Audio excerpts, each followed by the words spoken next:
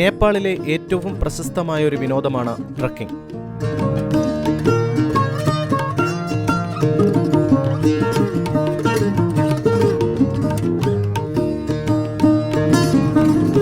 ഗൈഡുകളും സംഘടിതമായി trekking നടത്താൻ ആവശ്യമായ സഹായികളുമടക്കം ധാരാളം പേർ ഈ മേഖലയിൽ വരുമാനം കണ്ടെത്തുന്നവരുണ്ട്.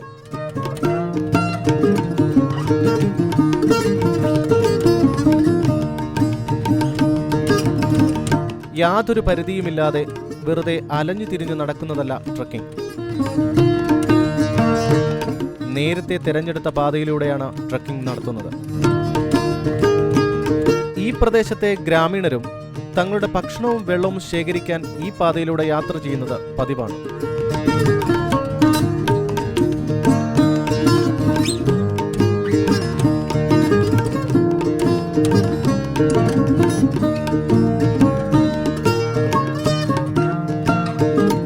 അതുകൊണ്ട് തന്നെ ചിലപ്പോൾ ട്രക്കിംഗ് നടത്തുന്നവരോടൊപ്പം ഗ്രാമവാസികളെയും കാണാം.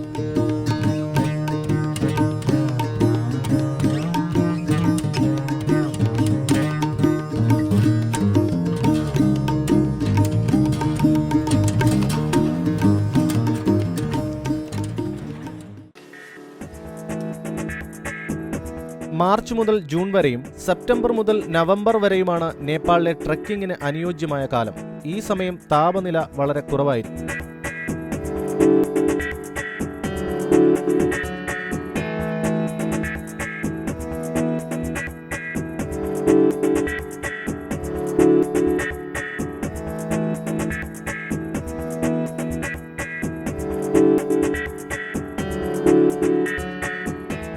സീസൺ അല്ലാത്ത സമയങ്ങളിൽ മഴയും തണുപ്പും പ്രതികൂലമായി ബാധിച്ചേക്കാം.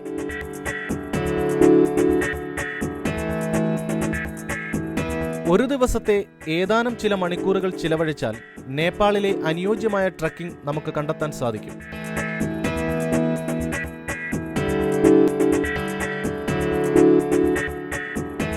നേപ്പാളിലെ പ്രശസ്തമായ ഒരു ട്രക്കിംഗ് പ്ലേസാണ് അന്നപൂർണ സർക്യൂട്ട്.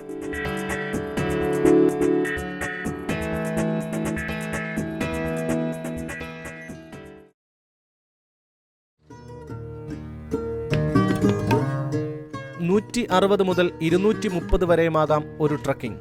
ഉപയോഗിച്ച വാഹനത്തെയും പാതയുടെ നീളത്തെയും അടിസ്ഥാനപ്പെടുത്തിയിരിക്കും ഒരു ട്രക്കിംഗ്.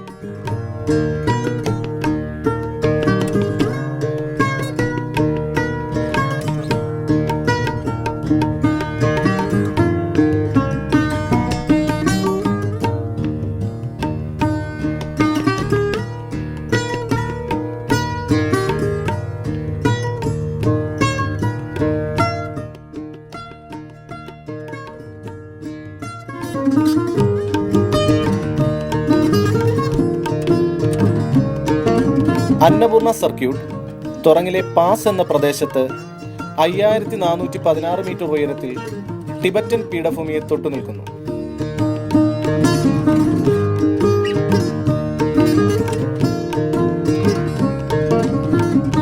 കാഠ്മണ്ഡുവിൽ നിന്ന് 7 മണിക്കൂർ വാഹനം ഓടിച്ചാൽ ബേസിഹാറിൽ എത്തിച്ചേരാം.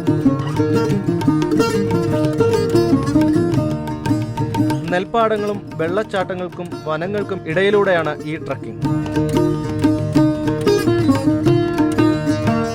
അന്നപൂർണ സർക്യൂട്ട് ലോകത്തിലെ മികച്ച ട്രക്കിങ്ങിൽ ഇടം നേടിയ പ്രദേശമാണ്. ബൈക്കിങ്ങിൽ ഏറ്റവും പ്രശസ്തമായ പ്രദേശം കൂടിയാണ് അന്നപൂർണ സർക്യൂട്ട്.